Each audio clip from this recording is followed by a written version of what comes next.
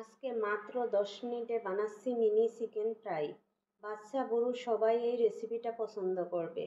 আর এটা ঝটপট তৈরি করার জন্য পারফেক্ট। প্রথমে নিয়েছি মুরগির বুকের মাংস। ছোট ছোট স্লাইস করে কেটে নিয়েছি পাতলা করে। এরপর এতে দিচ্ছি আদা রসুন বাটা, মরিচের গুঁড়া, গরম মশলার গুঁড়া, লবণ, সয়া সস এবং একটা ডিম। সব কিছু ভালোভাবে মিক্সড করে 5 মিনিট রেস্টে রেখে দিলাম। এবার কিছু আটা নিয়ে তাতে দিচ্ছি সামান্য লবণ, লাল মরিচের গুঁড়া আর মিক্সড হার্ব। এটা ভালোভাবে মিক্সড করলাম। মেরিনেট করা চিকেনগুলো ময়দার মিশ্রণে ভালো করে কোট করলাম এবং বাড়তি ময়দা জড়িয়ে নিলাম। এবার গরম তেলে মিডিয়াম ফ্লেমে ফ্রাই করছি। সোনালি রং হলে নামিয়ে নিলাম।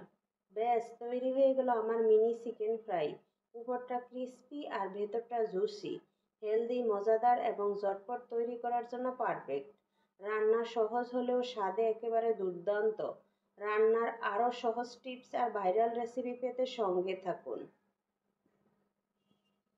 পরিবারের সবার সঙ্গে উপভোগ করুন মজাদার এই মিনি চিকেন ফ্রাই। মেহমান এলো আর ঘরে কিছু নেই, চিন্তা নেই, 20 মিনিটে তৈরি করে ফেলুন মজাদার ফিরনি। শুধু দুধ আর রাঁধুনি ফিরনি মিক্স থাকলেই হবে। প্রথমে প্যানে দুধ ডালুন, তারপর সাথে সাথে রাঁধুনি ফিরনি মিক্স দিয়ে ভালোভাবে মিশিয়ে নিন। এবার মৃদু আঁচে রান্না করুন, মাঝে মাঝে নেড়ে নিন। 20 মিনিট অপেক্ষা করুন আর গল্প করতে থাকুন। ফিরনি রেডি হয়ে যাবে। যখন ফিরনি ঘন হয়ে আসবে চুলা বন্ধ করে দিন এবং কিছুক্ষণের জন্য ঠান্ডা হতে দিন। পরিবেশনের সময় উপরে কিশমিশ, কাজু বাদাম বা পেস্তা বাদাম দিয়ে সাজিয়ে নিন। দেখুন 20 মিনিটেই তৈরি হয়ে গেল মজাদার ফিরনি, একেবারে রেস্টুরেন্ট স্টাইলে।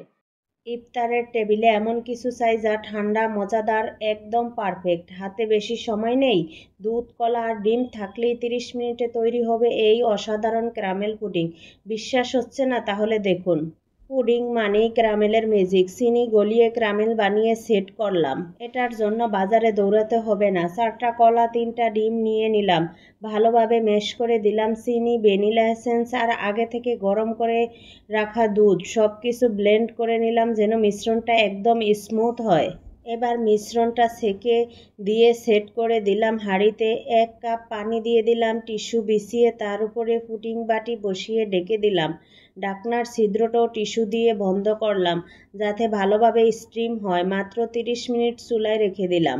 30 মিনিট পর কি হয়েছে দেখুন। টুথপিক ঢুকিয়ে চেক করলাম, একদম পারফেক্ট। পুডিংয়ের গন্ধই মনে হচ্ছে এবার একবারে জমে যাবে।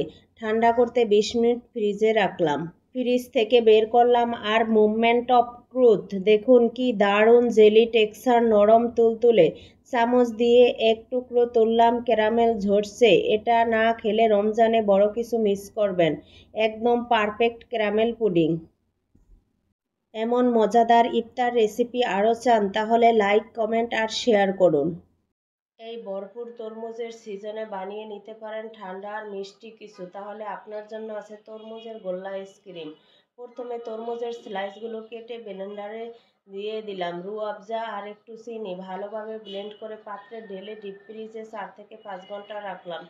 এখন নামিয়ে পরিবেশন করলেই হয়ে গেল তরমুজের গোল্লা আইসক্রিম। চাইলে শরবত হিসেবেও খেতে পারেন, একদম ফ্রেশ ও সুস্বাদু। গরমে শরীর আর মন ঠান্ডা করার জন্য 1 গ্লাস টক ঝাল মিষ্টি শরবতই যথেষ্ট। একটা বাটিতে কিছু তেঁতুল নিলাম, এরপর পানি দিয়ে ভিজিয়ে রাখলাম। তেঁতুল নরম হয়ে গেলে বিচিগুলো ফেলে দিলাম। তারপর যোগ করলাম জিরার গুঁড়া, বিট লবণ, আখের গুড় আর একটা কাঁচামরিচ। সব ভালো করে মিক্সড করলাম। তারপর ব্লেন্ডারে ব্লেন্ড করে নিলাম। গ্লাসে মিশ্রণটা ঢেলে আইস কিউব দিয়ে পরিবেশন করলাম। 1 চুমুক খেলাম আর মন হলো আহ, শরীর আর মন দুটিই ঠান্ডা হয়ে গেল।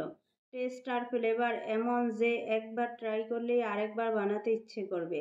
আপনারাও একবার বানিয়ে দেখুন, কেমন লাগে জানাতে ভুলবেন না।